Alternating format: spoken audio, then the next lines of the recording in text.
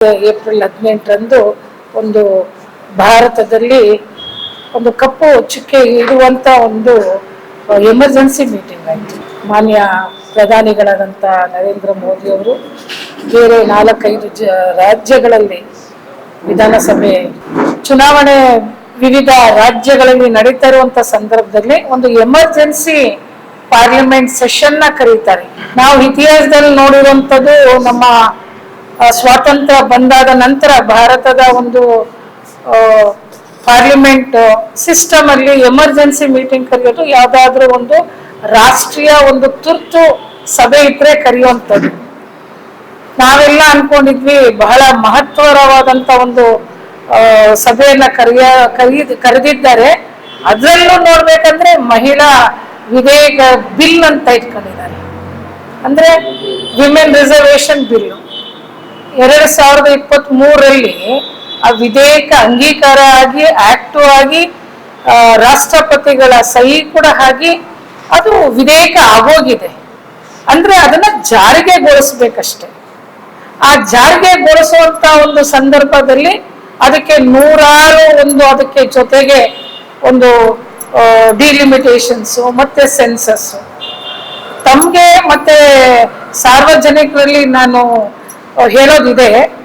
ಆ ಬಿಲ್ನ ಫೇಲ್ ಆಗುತ್ತೆ. ಯಾಕೆ ಫೇಲ್ ಆಗುತ್ತೆ ಅನ್ನೋಂಥದಕ್ಕೆ ಅವರ ಒಂದು ಈ ಜರ್ಮನ್ ಮತ್ತೆ ರೋಮ್ ಅಲ್ಲಿ ಟ್ರಾಜನ್ ಹಾರ್ಸ್ ಅಂತ ಕರೀತಾರೆ. ಹಾಗಂದ್ರೆ ಒಂದು ಮುಖವಾಡ ಒಂದು, ಮನ್ಸಲ್ಲಿರೋದು ಒಂದು, ಪ್ರಾಕ್ಟೀಸ್ ಅಲ್ಲಿ ಹಾಕುವಂಥದ್ದು ಅದು ಒಂದು ರೀತಿ. ಜನರಿಗೆ ಹೇಳೋದೊಂದು, ಮಾಡೋದೊಂದು, ಹೇಳೋದನ್ನ ಏನೂ ನಡ್ಕೊಳ್ಳಲ್ಲ. ಅಂದ್ರೆ ಅವರ ಒಂದು ಹಿಂಭಾಗ ಅಂದ್ರೆ ಹಿಡನ್ ಅಜೆಂಡಾ ಅಂತ ಕರಿತೀವಿ. ಹಾಗೆ ಹಿಡನ್ ವಿಕೃತ ಮನಸ್ಥಿತಿ ಇದು ಪ್ರದರ್ಶನ ಮಾಡ್ತದೆ.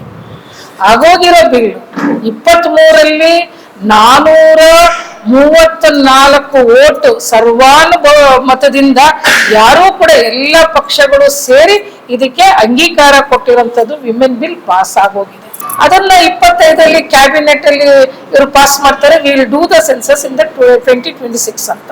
ಸೊ ನಾವಾದ್ರೂ ಅನ್ಕೊಂಡ್ವಿ, ಯಾಕಂದ್ರೆ ನಾವು ಬಹಳ ವರ್ಷದಿಂದ 27 ವರ್ಷ ಏನು ಪಾರ್ಲಿಮೆಂಟ್ ಅಲ್ಲಿ ಅಪ್ಪರ್ ಹೌಸ್ ಅಲ್ಲಿ ಮತ್ತೆ ಲೋವರ್ ಹೌಸ್ ಅಲ್ಲಿ ಹೋಗುತ್ತೆ, ಮತ್ತೆ ಪಾಸ್ ಆಗಲ್ಲ, ಹೋಗುತ್ತೆ ಬರುತ್ತೆ ಅಂತ 27 ವರ್ಷದ ಒಂದು ದೀರ್ಘದ ಮಹಿಳಾ ವಿಧೇಯಕ ಏನು ಅದು ನೆನೆಗುದಿಗೆ ಬಿದ್ದಿತ್ತು. 23ರಲ್ಲಿ ಅಂಗೀಕಾರ ಆದ್ಮೇಲೆ ಅದು ನೆಕ್ಸ್ಟ್ ಯಾವಾಗ ಇಂಪ್ಲಿಮೆಂಟ್ ಮಾಡ್ತಾ ಇದ್ದಾರೆ ಅಂತ ಕಾಯ್ತಾ ಇದ್ದೀವಿ.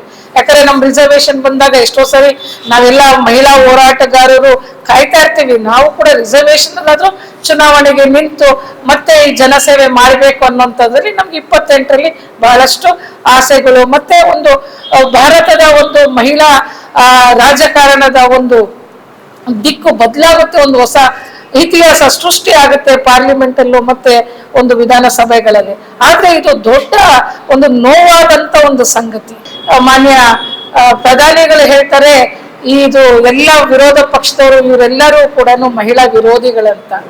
ಇಷ್ಟು ಮಹಿಳಾ ವಿರೋಧಿ ಅನ್ನೋಂಥದಕ್ಕೆ ಅವ್ರಿಗೆ ನೈತಿಕತೆನೇ ಇಲ್ಲ. ಮೊದಲನೇದಾಗಿ ಈ ಒಂದು ಇವತ್ತಿನ ಒಂದು ಮನಸ್ಥಿತಿ ಈ 2-3 ಬಿಲ್ಗಳ ಜೊತೆಗೆ ತೆಗೆದುಕೊಂಡು ಬಂದಿದ್ದಾರೆ.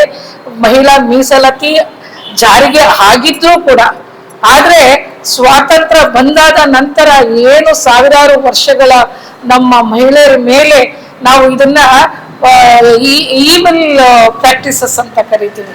ಏನು ಈ ಸತಿ ಸಿಸ್ಟಮ್ ಆಗಿರ್ಬೋದು, ಅಥವಾ ಚೈಲ್ಡ್ ಮ್ಯಾರೇಜಸ್ ಆಗಿರ್ಬೋದು, ಡೌರಿ ಡೆತ್ಸ್ ಆಗಿರುವಂಥದ್ದು ಎಲ್ಲರಿಗೂ ಕೂಡ ನಮ್ಗೆಲ್ಲ ಅರಿವಿದೆ. ಕಾಲೇಜಲ್ಲಿ ನಾವು ಓದುವಂತ ಸಂದರ್ಭದಲ್ಲಿ ಎಲ್ಲಿ ನೋಡಿ ಕೂಡ ಡೌರಿ ಹೆರಾಸ್ಮೆಂಟ್ ಅಲ್ಲಿ ಸಾಯುವಂಥದ್ದು. ಇಂಥ ಒಂದು ದೊಡ್ಡ ಈವಿಲ್ ಪ್ರಾಕ್ಟೀಸಸ್ನ ಕಂಪ್ಲೀಟ್ ಆಗಿ ನಿರ್ಮೂಲನೆ ಮಾಡಿದಂಥದ್ದು ಕಾಂಗ್ರೆಸ್ ಪಕ್ಷ. ಇವಾಗ ಹೇಗೆ ನಮ್ಮ ಒಂದು 543 ಪಾರ್ಲಿಮೆಂಟ್ ಸೀಟು ಮತ್ತೆ ಡಿಫರೆಂಟ್ ಇದು ಲೆಜಿಸ್ಲೇಚರ್ಸ್ ಎಲ್ಲ ಇದೆಯಲ್ಲ, ಆ ಒಂದು ವಿಧೇಯಕಕ್ಕೆ ಇದು ಇಂಪ್ಲಿಮೆಂಟ್ ಮಾಡಿ. ನಾವು ಮಹಿಳಾ ವಿರೋಧಿ ಅಲ್ಲ, ನೀವು ಮಹಿಳಾ ವಿರೋಧಿಗಳು. ಬಿಜೆಪಿ ಅಂತ ಮುಖವಾಡ ಹಾಕೊಂಡಿರ್ಬೋದು, ಪ್ರಧಾನಿ ಮೋದಿ ಆಗಿರ್ಬೋದು, ಅವರ ಒಂದು ಸಹ ಸಂಘಟನೆಗಳು ಇದೆಯಲ್ಲ, ಬಹಳಷ್ಟು ಸಂಘಟನೆಗಳು ಮಹಿಳೆಯರ ಒಂದು ಪರವಾದಂತ ನಿಲುವುಗಳು ಸಮಾಜದಲ್ಲಿ ಎಷ್ಟೊಂದು ಮಹಿಳೆಯರ ಬಗ್ಗೆ ಅವರಲ್ಲೇನೆ ಸಾಕಷ್ಟು ಮಹನೀಯರು ನಾಯಕರುಗಳು ಇವತ್ತು ಈ ವಿಧೇಯಕವನ್ನ ಬೇಡ, ಇದನ್ನ ಮುಂದೆ ಹಾಕೋಣ ಅನ್ನುವಂಥದ್ದನ್ನು ಕೂಡ ಈ ಎಲ್ಲಾ ಒಂದು ಮನಸ್ಥಿತಿಗಳ ಹಿನ್ನೆಲೆಯಿಂದ ಈ ಒಂದು ಬಿಲ್ನ ಇಂಪ್ಲಿಮೆಂಟ್ ಮಾಡಿದಿರಾ ಮತ್ತೆ ಇದನ್ನ ವಿಧೇಯಕ ತಗೊಂಡ್ ಬಂದು ಇದಕ್ಕೆ ಡಿಲಿಮಿಟೇಷನ್ ಮಾಡಿದ್ಮೇಲೆ ಇದನ್ನ ಮಾಡೋಣ, ಸೆನ್ಸಸ್ ಮಾಡಿದ್ಮೇಲೆ ಮಾಡೋ ಅನ್ನೋಂಥದ್ದು ಈ ಒಂದು ಮುಖವಾಡನ ನಾವು ಖಂಡಿಸ್ತೇವೆ. ಪ್ರಧಾನಿ ಮೋದಿ ಅವರು ಮಹಿಳಾ ಮೀಸಲಾತಿಯ ಬಗ್ಗೆ ಒಂದು ಮೊಸಳೆ ಕಣ್ಣೀರನ್ನ ಹಾಕಿ ಇಡೀ ದೇಶದ ಜನಗಳ ಬಗ್ಗೆ ಮಂಕುಬೂದಿ ಎರಚೋ ಒಂದು ಪ್ರಯತ್ನವನ್ನ ಮಾಡ್ತಾರೆ.